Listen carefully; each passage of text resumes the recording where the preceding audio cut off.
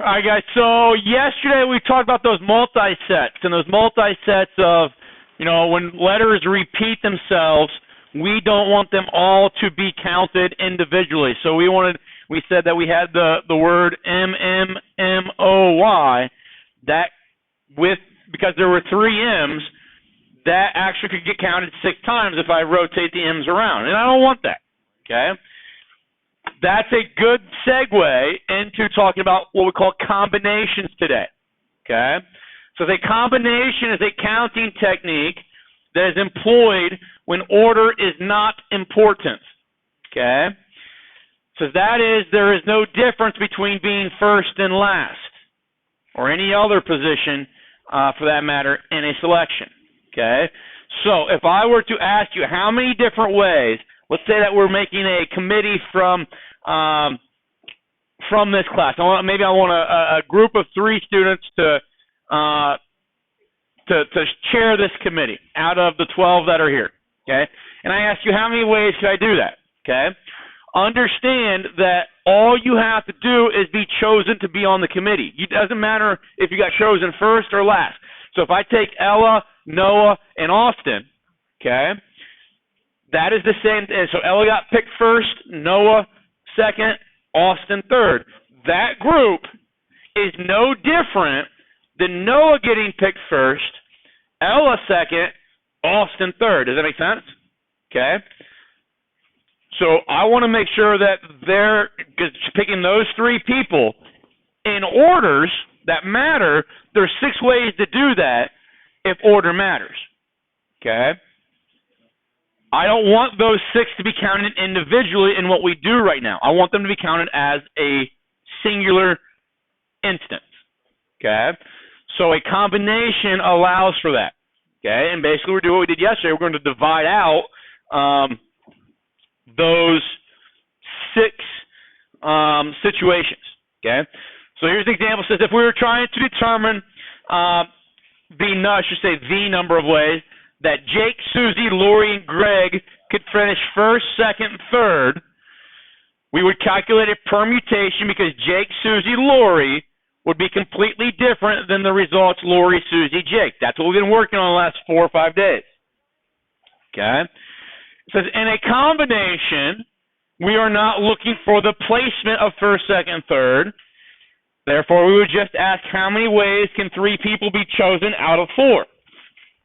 Okay, says this means that Jake, Susie, Lori, and Lori, Susie, Jake would only be counted once collectively, along with Susie, Jake, Lori, and the 3 other orders of those 3 people. We only want those 6 to be counted one time. Okay, so it says here's the combinations formula, divides out these repeats. So what I'm trying to say here is that if we're just looking at being part of the group of 3, those 6 up there are the different ways those 3 people can be picked, right? But if I ask you to pick one of those rows, do you still have Jake, Susie, and Lori each time? So we achieved the goal of choosing those 3 for the group. We only, in a permutation, let's number these as 1, 2, 3, 4, 5, 6. In a permutation, group 1 gets counted, group 2 gets counted, group 3 gets counted, group 4 gets counted, group 5 gets counted, group 6 gets counted. Okay? Because they are different groups. Because in a permutation, Jake being first is different than Susie being first. So they got to be counted individually. Okay? In a combination, these 3 or 6 things are all equivalent. They say the same thing. It's the same group of 3 people, right? So we only want this 6. Instead of in a permutation, they were all counted and contributed as a total of 6 things to the number of permutations when I was done.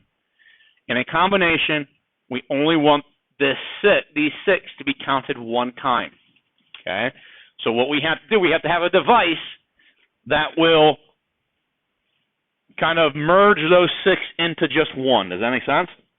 And it's just like what we did yesterday. We divided out by the repeats, right? Okay? So right here, what we're going to do is we're going to divide out by repeats. These are essentially repetitions. Okay? So it says in a permutation, those 6 orders of placing first, second, third were all counted as unique events. Okay? In a combination, we want those 6 groupings to be counted only one time. Combination is the choice of R things from N things without replacement, and order does not matter. Here's the formula. Okay? Couple different ways that we can think about this. Okay, so they say N, and then they go combination, subscript R, that's that first NCR thing there, is equal to, you see it written sometimes this way. Okay, this is actually what we call vector notation. Okay, sometimes referred to as matrix notation as well. Not a big deal. You might see it occasionally. I don't think you see it at all in your assignment tonight. Okay, but a combination, look at this, a combination is a permutation divided by R factorial. This R factorial is the repeats. Okay, if we think about this, so N factorial over N minus R factorial, that right there, okay, cover up this R factorial right here, right now, that is the formula for a permutation. If I divide them by R factorial, what that R factorial does for us is it eliminates, ultimately, these 6 things from being counted individually, and it counts them as one. Okay? So let's kind of make a comparison here. If we do a permutation, okay, so let's say permutation, so we have 4 people to choose from. We're going to permutate 3 at a time. Okay, so this would be the idea that I'm choosing from 4 people, 3 of them in order matters. So I'm going to have a first place, second place, third place. So the idea is, let's say that up here,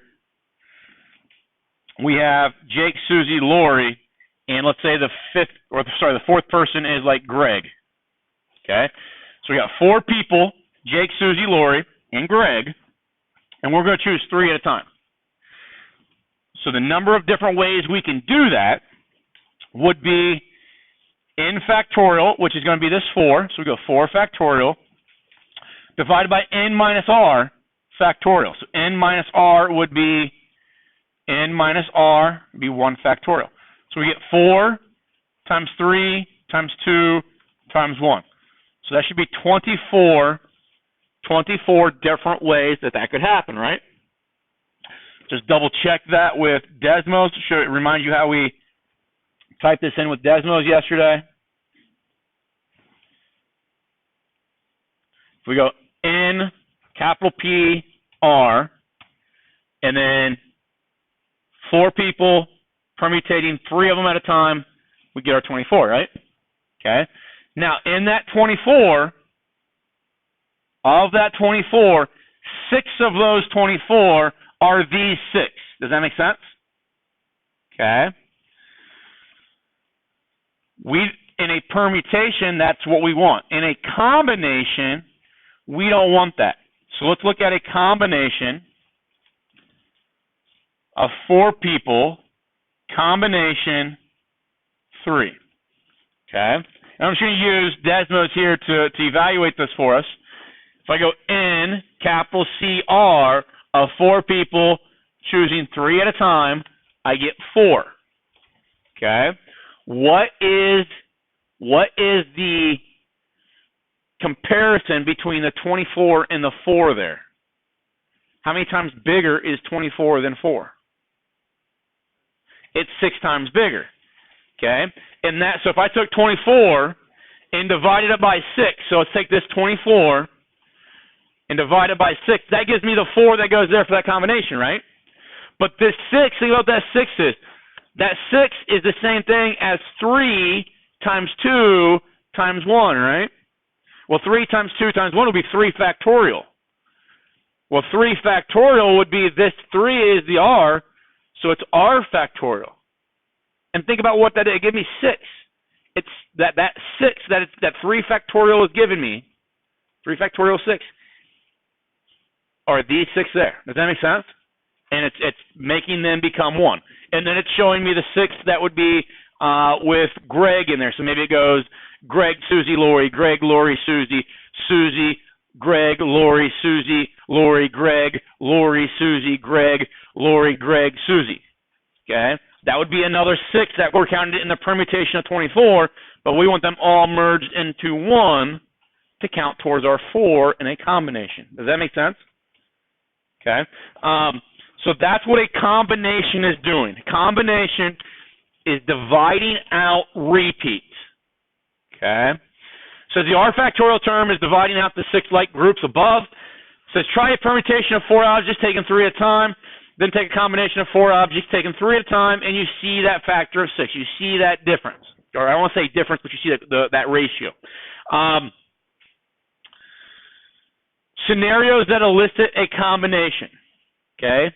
Making committees, because if I'm on a committee, I'm just part of the committee, right? I'm not the president or the vice president or whatever. I'm just, everybody in the committee has the same responsibility. Okay?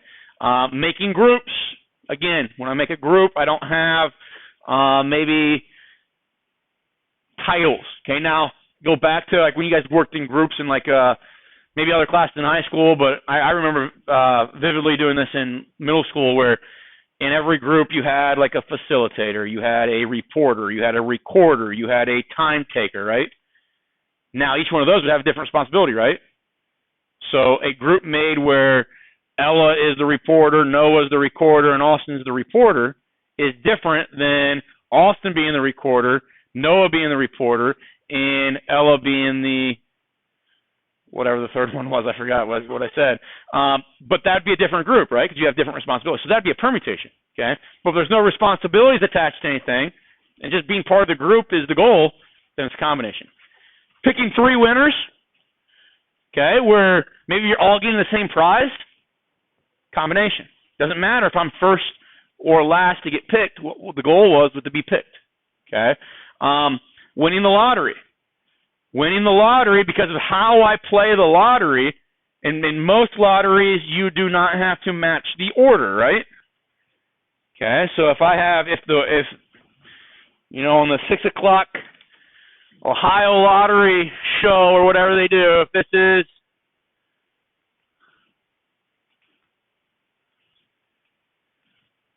if that is the order that they are selected on that show, my matching ticket does not have to match that order, right? I need to have those 5 numbers, but I don't have to be in that order, okay? So that means that, you know, like a 12, 6, 15, 28, 37 still wins. A 37, 15, 28, 6, 12 wins, right? So there's a lot of different ways those numbers right there can be ordered in those numbers. So how many numbers do we have here?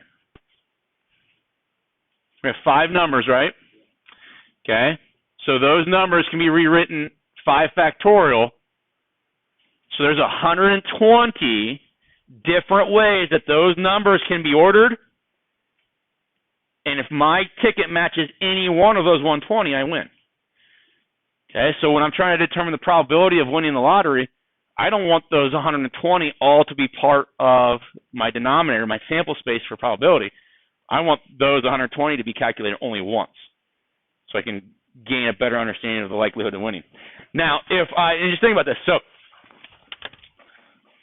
if we were going, let's say that we play a lottery. Let's go, we've got just matching 3 numbers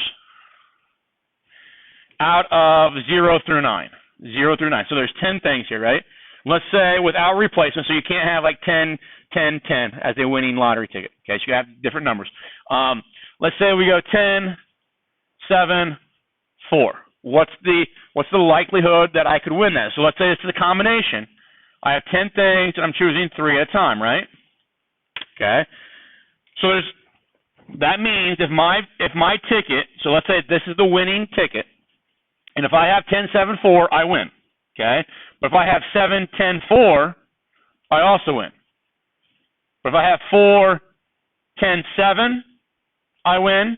If I have 4, 7, 10, I win. And I think what we're missing here would be a 10, a 4, and a 7, I win. And if I go 7, 4, 10, I win. Okay? So let's say this one here was what was drawn on TV. But if I have any of these others, I win as well, right? I win the full prize.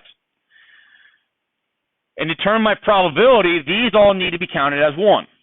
So we do a combination. So if I go 10, combination 3. Okay? So I have a 1 in 120 chance, okay, of winning. So if I divide that out, 1 divided by 120, okay, I have a 0.8% chance of winning a pick 3. Does that make sense? Okay, if I'm only picking out of 10 numbers. Let's say we had to match the order. If I had to match the order, then it'd be a permutation. It'd be 10, choose 3. Now I have a 1 out of 720 chance to win. Now I have a 0.1% chance of winning. Does that make sense? Do you see how if they force you to match an order, your likelihood of winning decreases dramatically? Okay? Because repeats don't get considered as winners then. Is everybody okay on the same page with that? Okay.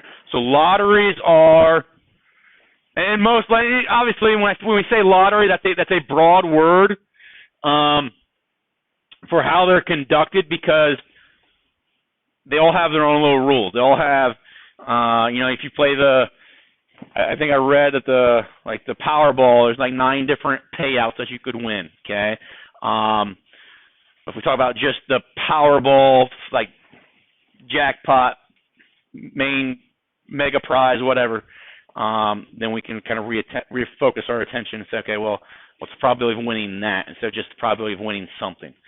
Okay, does that make sense?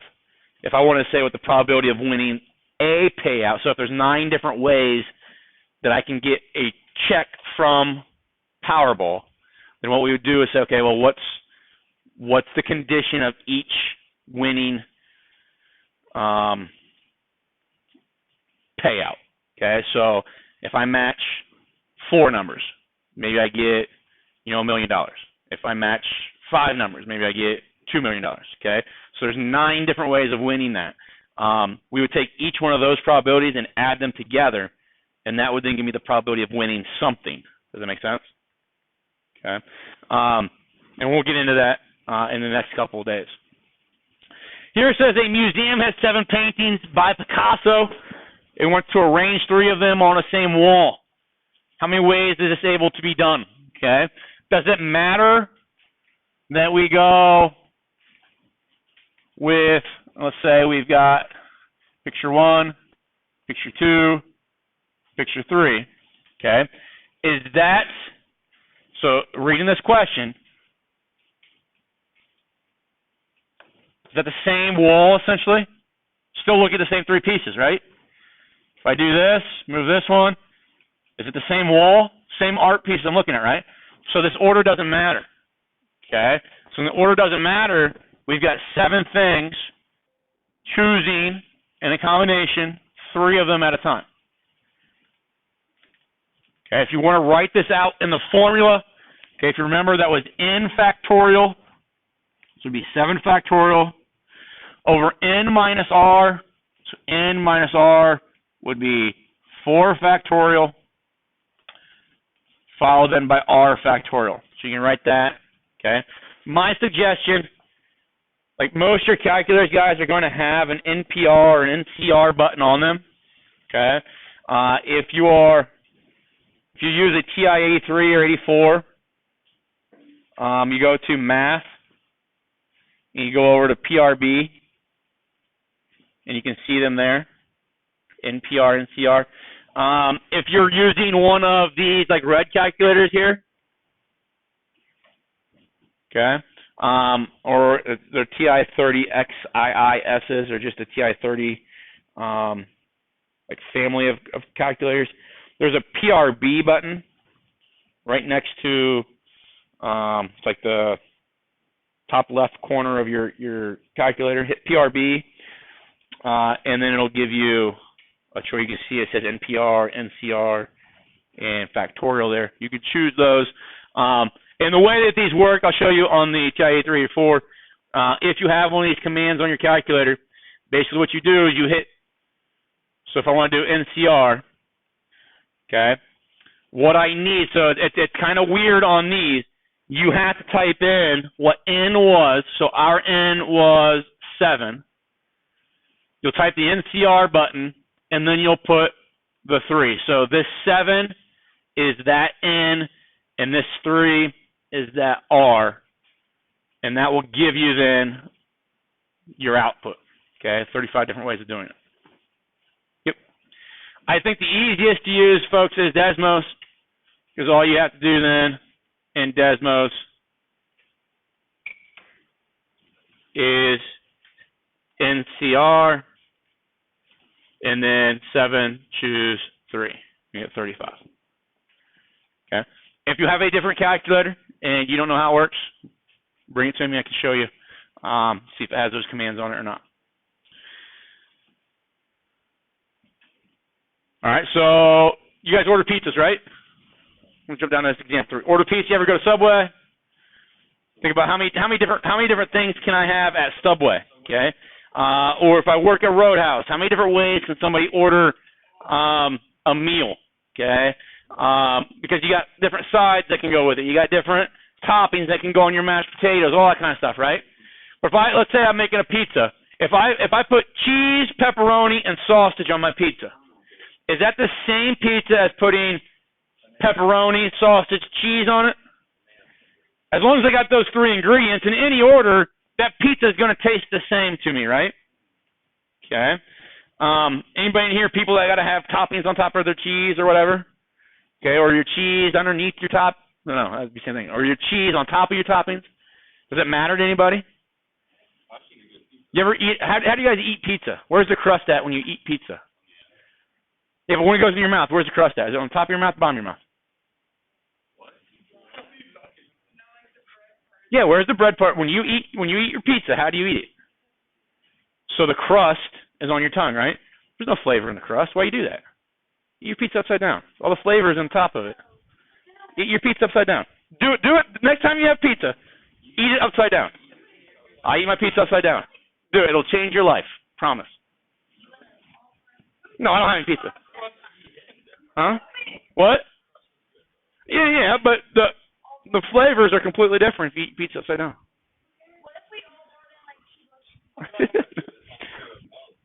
Well, I mean, you're going to do that anyways, so. All right, so how many different 3-topping pizzas can be made if a restaurant has 12 toppings to choose from? So that's the idea. Does it matter the order of the toppings, how they're laid out? No. Okay? So we're going to go, this is going to be a combination. I've got 12 things to choose 3 at a time. Okay? So I'll figure that out. So 12 combination 3. So that's going to be 220 different pizzas that can be made. Okay, if I have 12 toppings and would make a 3-topping pizza.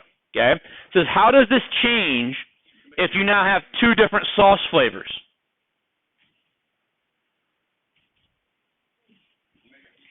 Okay, so think about this. If I have 220, okay, can one of those pizzas now have like a tomato sauce, and can some now have maybe a like a buffalo sauce? Will each of those 220 have the ability to have now a tomato sauce or a buffalo sauce? So how many total pizzas now could be made if I have now 2 sauces?